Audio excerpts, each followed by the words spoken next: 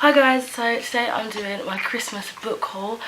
I know by the time this is up it will no longer be Christmas and it won't be anywhere near it most likely, but I just wanted to get at least one video in front of the beautiful Christmas tree, and so that will be this video, I guess. So I got some lovely books from friends and family during Christmas, and I thought I'd focus on a haul on those rather than the other bits and bobs that I got as well, but I have sort of shown an overview of the lovely stuff people have gifted me, so that will be in my vlog. If you haven't already seen it, I will link it in the cards for you.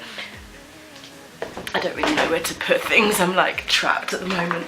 I guess I'll start with the things that aren't actually Christmas related in terms of books. I did buy a few books over the last month or so, just I think 4.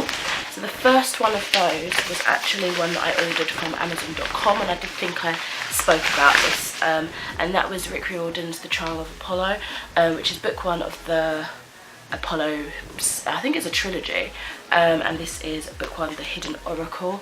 Now I've been wanting to read his newer series for a while, this one and the one about the Norse mythology, and the reason why I didn't buy them straight away when they came out is because I vowed to myself that I would only get the new series with the American covers because I think they're far more stunning than our UK editions, and I just wanted them. I like aesthetics of books, I'm going to be honest. Sometimes I like to just get them if they're cheap, but things like this, if I've been wanting it for a while in a certain cover, I will go above and beyond to try and get it, and I didn't know how to go about doing that, so I ended up just going on Amazon.com and shipping it to the UK, and it worked.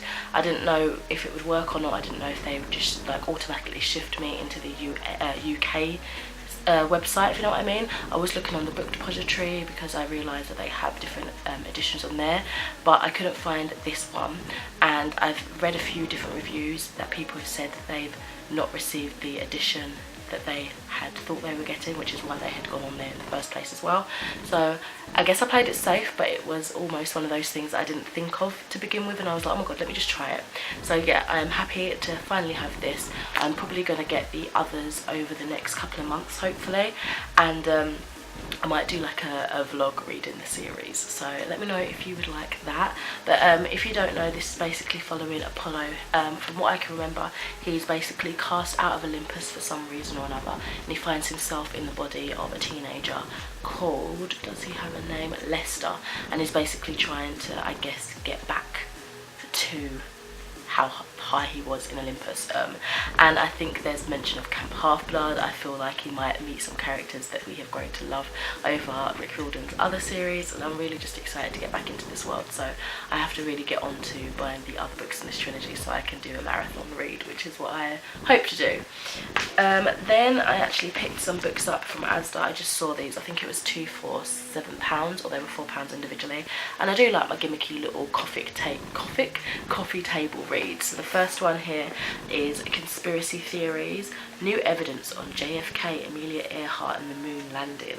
I don't know who it's by, but it's published by Igloo Books, and it's one of those books, you know, that has little sort of newspaper-esque style, textbook style pop-ups of, you know, conspiracy theories and different things out there.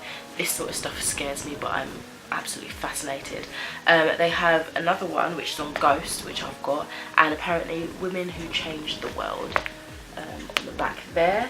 But the only one that I saw, and the one that I was interested in as well, is Ghosts and Paranormal. Again, this is something that terrifies me, published by the same company, and it's From the Tower of London to Amityville, look inside to explore the world's most haunted locations. This is one of those things, oh my god, that was the scariest thing I've just seen. Okay, why did I flick through it? I have to read with the lights on in the middle of the day because I am a wimp and I get terrified easily. And then also recently I went to town. What did I do? I think I went on Christmas Eve because I needed to fix my thumb, and I had to wait a little while, so I went to the library to read, and I realised they had a book sale, and I never get their book sales because I'm never around when they seem to be there, so I was excited. I literally was walking out the door and then I saw it and I was like, reverse, and I went back and got it. So the only book that I was interested in was The Girl in 6E by A.R. Tor. I think this is a trilogy as well. It's just 20p, so I picked it up, and I've seen a little bit of mixed stuff about this. When it first came out, I saw people like really enjoying the concept. And then I saw a few other reviews that weren't so favourable, so I don't know, it's 20p. I mean, I'm trying to not force myself to finish things if I'm not enjoying them, or maybe find them in a cheaper alternative, like maybe continue it on a tablet or something, like an ebook. I don't know. I'm trying out different formats, trying out different techniques to not make myself feel guilty for not finishing stuff, or trying it in different ways, because I don't have to have the whole series in a specific edition on my shelf. I've just got to get over that, basically. And from what I can remember, this is about, it's basically a girl that sort of confines herself to her apartment because she has like violent tendencies. I think she fantasizes about killing people, and she will do, I don't know if she's done it yet, but she will sort of act upon that. So she locks herself away, she earns her money by being a cam girl. So I think it's just about that, some sort of romance going on, a thriller, a bit of everything. Hopefully I enjoy it. I can feel a sneeze coming on. Oh my god, I hope I don't blow my eyelashes off. Oh my gosh, bless me. I'm so ill. So on to the actual Christmas books. I'm just going to randomly pick them off from the stack over here. The first thing, I actually forgot that I had asked Chloe to get this for me. So this is Horror Store by Grady Hendrix. I have been wanting to read this for quite a little while now. Basically, it's in the format of an IKEA catalogue. Even the inside has like little bits of like advertisement, if you will, that fictional advertisement, and it basically is a horror story taking part in an IKEA-esque store. I don't know if it's actually IKEA or what, or if they have to change the name for copyright issues or whatever, but it just sounded really weird and really cool. And I recently saw somebody do a review and they really enjoyed it as well, and it just reminded me. So I was like, when Chloe asked me what I want, I was like, that was kind of at the forefront of my mind, and I was like, oh please can you get this, and I just completely forgot. So yeah, I'm really excited to try this. It's only short as well actually, but yes. And then I got 2 books from my boyfriend, which sounds really weird to say. I don't know if I've actually said that on this channel yet, but yes, I am in a relationship and going good so far. So he got me Doctor Who, The Good Doctor by Juno Dawson, and I think I've read one of her works, because up until recently I hadn't read any like Doctor Who fiction.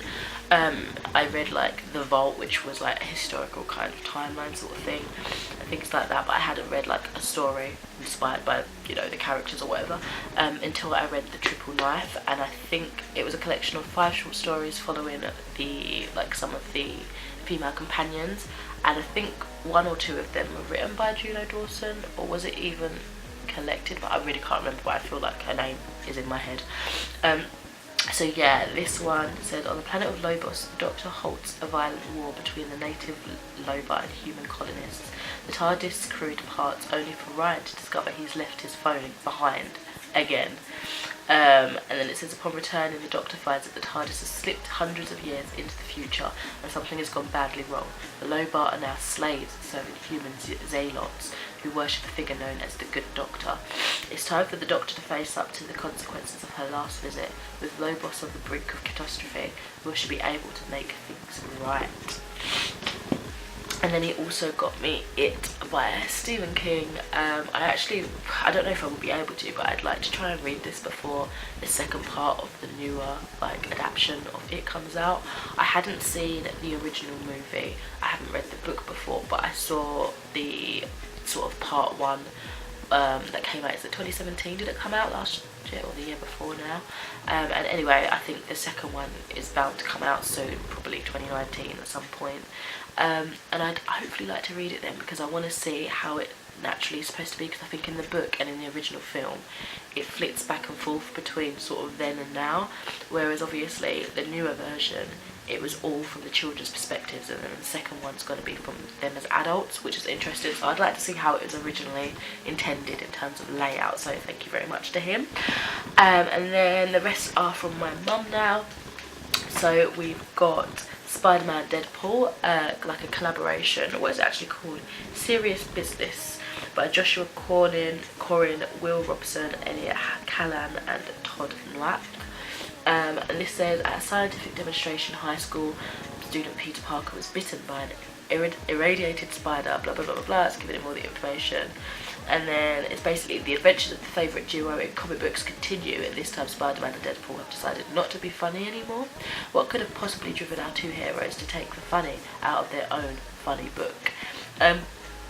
So I'm not sure if there's like something before this that I should read. I'll do my research, and I'm hoping to go to like Southend soon to spend some Christmas money on more books, of course. So if there is something before this, I will hopefully get that as well and read that, you know, in order. And then we've got another Doctor Who book. This is The Women Who Lived, Amazing Tales for Future Time Lords by Christelle D and Simon Guerra. And this is just a stunning cover. Basically it reminds me, I've just seen Being Piper, Amazing Williams. It basically reminds me of, you know, goodnight stories for rebel girls. I feel like a lot of people have taken on that style now. Don't know how the original people feel about that. I'm not sure if they were the original concept or if they also took inspiration from something else. But it's like that. You've got an artist doing a specific style of a certain character, and then you've got like information about them on the other side. I do like those sort of books, and I look forward to get to this. And then we've got The Greatest Showman, behind the scenes, original art, exclusive interviews. These were all in Asda, these last 4 books, and I spammed my mum on WhatsApp with pictures. I was like, I would like this if you don't mind. But they were like £4 or so individually, except for the last one, which was like 16 maybe. And this is like all the artwork and everything from The Greatest Showman, which, if you don't know, is one of my favourite films. And then we've got, I don't know why I wanted this, I just thought it looked so cute, but it's such an awkward shape, like how's that going to fit on my bookshelves? But it is the Castle Collection Disney Princess book, and basically you're invited in to see the insides of their castles, and it's got all the layouts and everything, and I think it would just be a nice little thing to spur me into watching some of the original films. You can see like all inside their houses, and I don't know, I just think it's so cute. I love Disney princesses, I love Disney as a whole, so it's one of those little things that I like, little gimmicky things that I'd love to have. And then we've got this, The Art of Harry Potter. I don't know who it's by, but it's published by Titan Books. I haven't opened this yet. I probably won't. I don't know, do I keep it sealed? No, I like to enjoy things, so I will probably eventually open this. Just don't know when yet, probably when I finish the entirety of the series. And I'll show you what's on the back, because it's got some information there, and it's basically literally what it says, The Art of Harry Potter, from like the cinematic universe and stuff. So yeah, those are all the books I recently got. If you'd like me to do another book haul on when I do my little trip to Waterstones or whatever, let me know. I probably will anyway. But yeah, did you get any cool books for Christmas? What did you get? Did you have a good time with your family, your friends? How are you enjoying the new year? Do you have any like resolutions or anything? I don't really have any goals or aspirations or stuff like that. I just like to make sure I'm living and living happy, I guess. Super random, but I thought I'd stick this in my Christmas book haul video just because I don't really know when I was expecting this thing to arrive, and I don't want to dedicate a whole video to it, so I thought let me just sneak it in here. And that is my KOI shoe delivery. It arrived, I ordered it this past Friday, and it came today, which is Thursday the 27th. Yes, day after Boxing Day, and quicker than I was expecting. I think it is a UK brand. They're having a mass sale sort of thing. Well, it wasn't a mass sale, I think it was like 30% off the website, and spur of the moment, like clearly last Friday, I decided I wanted to buy them. And they gave you like a little code to share, which if you want to have the code, let me know. I should still have it on my screenshot. Anyway, I thought I'd do an unboxing of it, and hopefully I like them. Hopefully they fit. Okay. Oh, it's a really nice box. It just says KOI Footwear all the way around. It says for the love of footwear on the side. Does it say the style? They are the Fuji cat face velvet shoes. And then it's got like a little illustration of what they look like on the front there, which is cool. So let's open them up. Oh, okay. So inside you get a bit of paperwork. Oh my god, it smells so good. It says, "Hey Koi girl, we're so happy you're part of the crew. We love seeing how you style your Koi shoes, so keep tagging us in your pics." And it says use the hashtag Koi girl and get featured on our social. And then it says you can leave a review and you can get some money off if you review them. And then it says, "To you Asda, oh, I can give them to Asda to return my footwear if it doesn't fit. That's cool, and the returns are free." Nice, okay. And then it's just got my order here. So how much were they? Does it say the price? Doesn't have the price, but I think it came up to £37 with post and packaging. And I've got size 8, and then underneath all that they had them bagged up with some of this, I don't know, protective stuff next to it.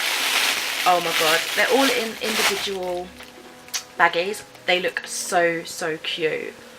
Oh my gosh, they are adorable. They feel really nice.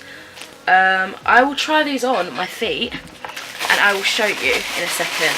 Excuse the fact that I'm in my pyjamas and everything, like, just ignore that. Imagine how it would look. I think I'm going to wear them tomorrow, so you'll probably see like a picture on my Instagram or something soon. So they've got buckles on the side. It's like a velvet type of purple material. The heel's not as high as I thought it was, which is good. It's a bit of loose something or other here. It's just, don't know what that is. Anyway, they're lighter than I was expecting. I hope they last well. And the cat, of course, is absolutely adorable. This one's frayed a little bit, so that's a bit annoying, but it's not like the end of the world. This shoe looks pretty perfect, to be honest. So let me just try them on. I hope I can do the buckle with these false nails. Inside they've also got these little, what do you call them, you know, just shoe stuffer things. And I will try one on so you can see how it looks. I think it was a Hermes delivery as well, but it was quite good. So let me just turn you around. This is how the shoe looks. That is really adorable. Show you around the heel. These are going to look so cute with my outfit tomorrow. Oh my god, I cannot wait. They do feel a little bit tight, sort of around the toe area, but I think it's the way the shoe, that it sort of has that weird, you know, that dip that heels usually have. And I don't usually wear heels or anything like that, so I noticed that squeeze. But other than that, it actually fits really well. A little bit loose perhaps on the back, but it gives me enough like room to feel comfortable. So yeah, exciting stuff. I guess let me do the outro of the other part of the video now. But yes, thank you so much for watching, and I will speak to you in another video soon. Bye.